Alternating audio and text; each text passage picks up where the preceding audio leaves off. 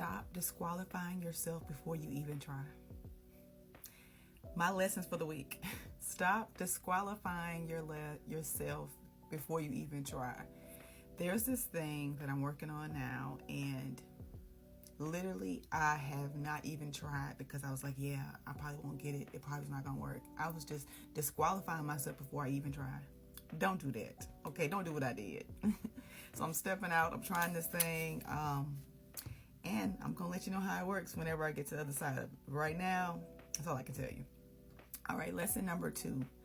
Do that thing you are scared to do. Because that's where the growth is. So many times I hear people say, yeah, I don't do that. And you're good at that. And I don't do stuff like that. And I don't do this. And no, I'm safe over here. This is what I hear. Oh no, I'm safe over here. That's uncomfortable. I don't want to do that. I'm safe over here. Oh no, that's uncomfortable. I don't want to do that. That's what I hear.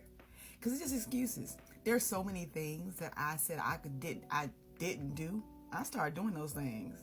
And the fear the fear still arises, but I get to do it anyway. And then once I do that thing, it's like, it wasn't so bad. So I challenge you to do things you're scared to do. At least one thing every day. Do that thing. Do that, whatever that one thing is that you're scared to do. Okay? Because that's where the growth is. Growth is uncomfortable. Do more uncomfortable things daily. Okay? So challenge yourself, because we want to stay comfortable, and there's no growth in comfort. Growth is uncomfortable. It's very uncomfortable, okay? And then number 4, don't take anything personally. Don't take anything personally. So many of us take things personally, like this person is trying to do this and say this and make you look like this, or whatever the case may be. Somebody says something and I'm going to tell them, I'm going to give them a piece of my mind. I'm going to cuss them out and I'm going to do it. And it's like, why? Like, why? Why do you feel the need to do that? Why are you taking that thing personally? Do they know you? Whether they know you or not. Once you take ownership of that, then now you own it, right? And now you got to spend all this time to try to get back and prove yourself right or prove them wrong. Who wants to do that? So don't take anything personally. It's not personal. Somebody walked into a room and they don't speak to you. Don't take it personal. They could be going through something. Who knows? What I'm not going to do is sit up here and internalize it. Well, so-and-so didn't speak to me. I wonder if I did anything. I need to ask them, are we good? Are we okay? No, I won't. I don't take anything personally. It took me time to get there. It took me time to get here. I will say that. Nevertheless, it's so much peace. It's so much ease. It's less stress. People say whatever they want. They do whatever they want. That has absolutely nothing to do with me. Nor will I take ownership of it. Because when you take ownership of it, you take it as your own. It's not yours. Other people, here's another thing. Other people's opinion has nothing to do with you. Do not take anything personally. And if you need help with that, there's a book called 5 Agreements by Miguel Ruiz. I think that's his name.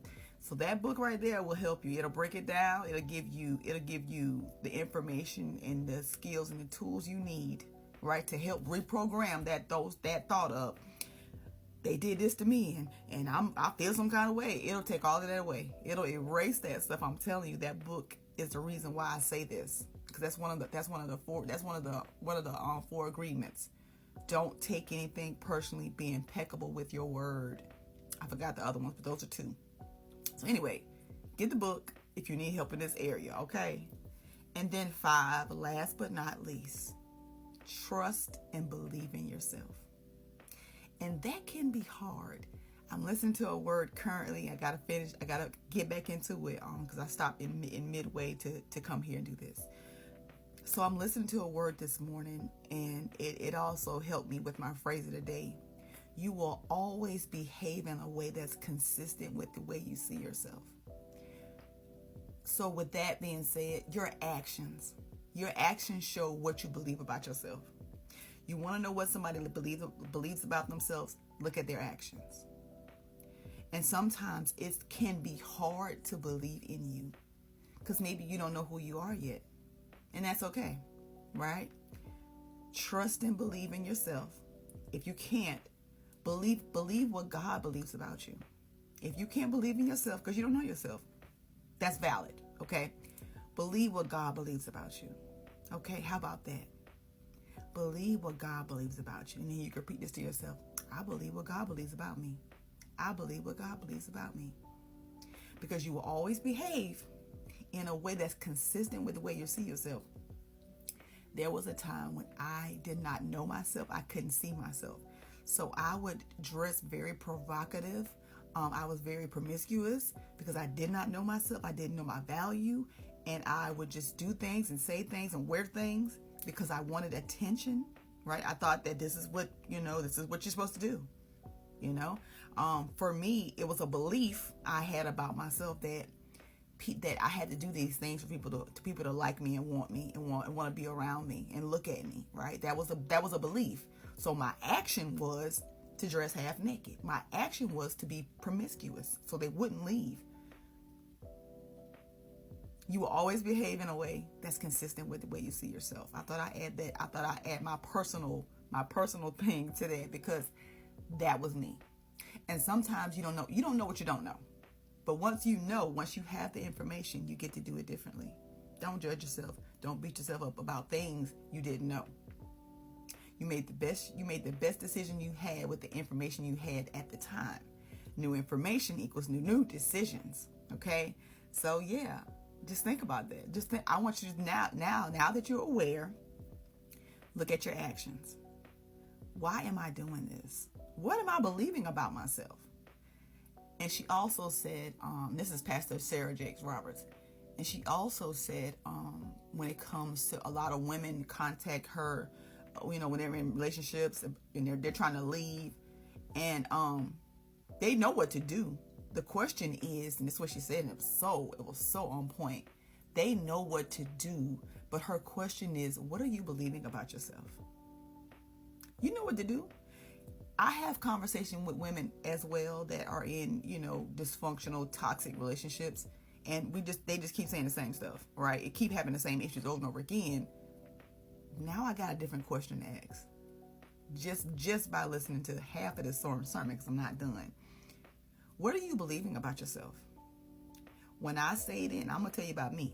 When I stayed in a toxic, dysfunctional relationship, I believed that was the best I could do.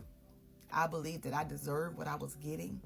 I believed that this was it for me. I believed that I was getting older, and this is the best I had. This was the best I could do.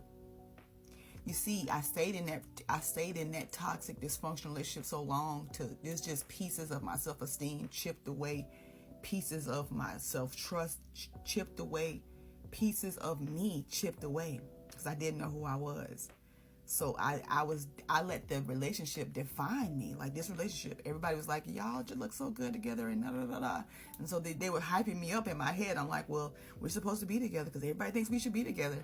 And just because everybody thinks that doesn't mean that's what it is. Because nobody knows what's going on in your home but you. Nobody knows what's going on within yourself but you.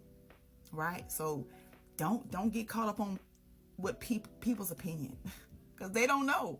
This is just an opinion. They don't have all the information to even tell you anything. So be mindful of that as well.